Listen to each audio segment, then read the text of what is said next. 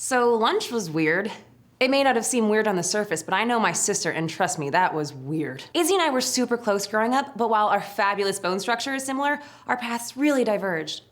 Which is strange because I always thought Izzy would be a career gal. But in her last year of architecture school, Izzy and John announced not only a wedding, but the impending arrival of my adorable nephew. So now Izzy has Henry, little Emma, and John to take care of. And I take care of the rest of the world.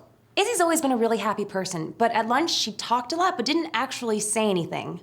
And what she did say was overly positive. The restaurant was great, her salad was great, the waitress was great, the dessert was great, and the weather, you guessed it, it was great. There's nothing wrong with being positive, but that is a classic Izzy deflection technique. There's something definitely bothering her, and I'm going to find out what it is.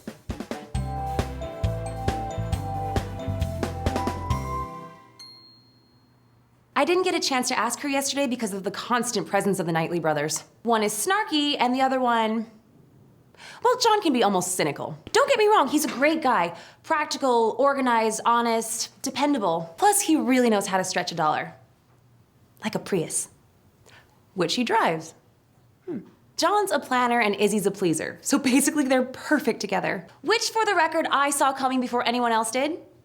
I also knew that John was gonna open up his own restaurant before anyone else, based off the truffle appetizers he made to try to impress my dad. Something is definitely bothering my sister. I can feel it. However, if there's anything I've learned recently, it's not to jump to conclusions. What we need is a second opinion. And Harriet's recalibrated the perfectly calibrated copier 5 times, so she needs a distraction. That's what we call a win-win. Harriet, can you come in here a minute? Hey, Emma, how can I help? I want your opinion on something. Really? On what? You talked to my sister yesterday. Did she seem happy to you? Yes, very. She kept saying how great everything was. Ha! I knew it! Knew what? Something is very wrong. It is? You don't know my sister. She's masking. The worse a cake tastes, the more icing you put on it. Her cake must be really bad then. Oh, so you're going to help, right? I'm not sure. I thought about it, but I mean, is that really the right thing to do? Maybe I should wait for her to ask for my help. So you think she'll ask for help? Actually, no. Izzy never needs help. So how are you going to help her if you're waiting for her to ask for it? You know what? You're right. But I have to be sure. Let me do some research first and figure out what's really going on, okay? Great. So does this mean you have a new client?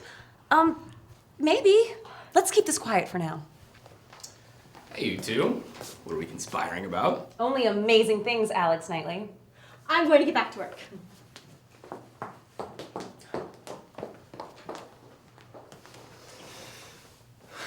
You two seem energized. Just feeling better. That's great. So, what's going on?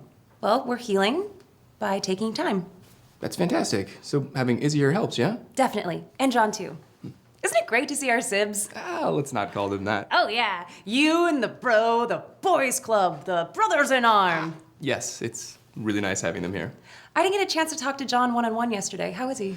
He's fine, though he did think the restaurant was a bit overpriced. He thinks everything is overpriced. Everything is overpriced when you know how much it actually costs to make it. True. One minute he was explaining how to bring out the full flavor of an artichoke. The next he's talking about profit margins on a flank steak. It was like having you and Annie stuck in one body. Very disconcerting. Well, now I'm very disconcerted too. So John didn't seem stressed or worried or, I don't know, unhappy at all? Of course not. Why? No reason, just checking. Uh-huh. Emma, what's this really about? I just told you. Did Izzy say something to you? I can honestly say no. Okay, then listen to your sister. Listening is all part of the process, right? Hey, I don't suppose John thinks what we do is overpriced. Nope. Worth every penny. Nothing terribly definitive there. But if you want to find out if something is wrong with someone, the last person who is going to know is her husband's brother. But this is a slippery slope. If something is really wrong with Izzy Knightley, then this immediately becomes personal for both of us. John would know if something is wrong with her. Actually, he probably doesn't know. After all, she doesn't seem to want me to know, or else wouldn't she have said something by now? No, I've learned my lesson. No imagining things that aren't there. Until I know for sure, we will proceed cautiously. And by we, I mean Harriet and me. Although I don't know if taking on a new client is the best thing for Harriet right now. She's definitely hit the workaholic phase of her grieving process. But since our last client was a certain state senator scumbag, will healing Izzy heal Harriet too? Only one way to find out.